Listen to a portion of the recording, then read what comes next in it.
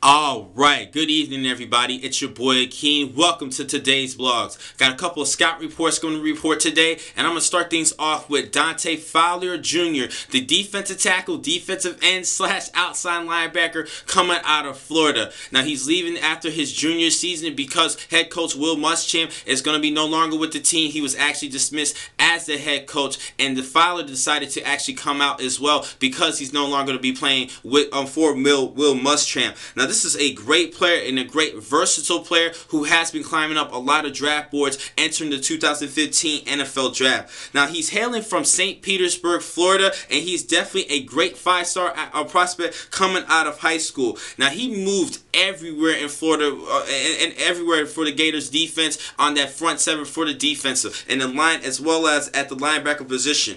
Now as a true freshman, he posted 30 tackles, 8 tackles for loss, and 2.5 sacks while coming from the defensive line to outside linebacker, then moving back and forth for the next 2 seasons. As a sophomore, he had 50 tackles, 10.5 tackles for loss, and 3.5 sacks. And in this season, still shifting positions, he had 60 tackles, 15 tackles for loss to go along with 8.5 sacks. And I believe because of this versatility, that's why he's been climbing up a lot of draft boards. And I think he's a great player in a 3-4 defensive scheme. And I think this is an outstanding athlete. Let's talk about his strengths and weaknesses. First, his strengths. I just mentioned his versatility. He can play the defensive tackle, defensive end, and outside linebacker. He can play the 4-3 as well, but he is a better 3-4 scheme prospect for this year's for any team in the National Football League. Now he can play in the 2-point stance or in the 3-point stance because of that versatility. He has fluid athleticism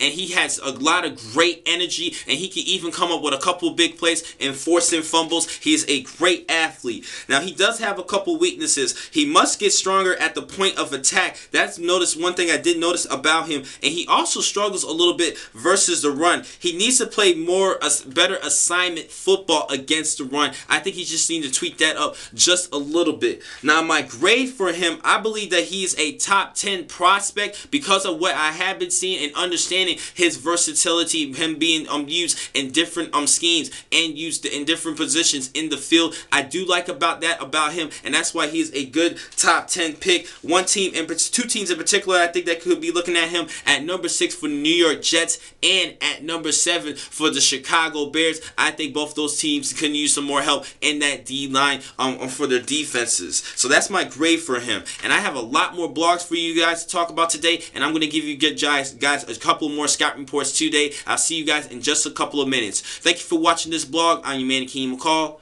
Be easy.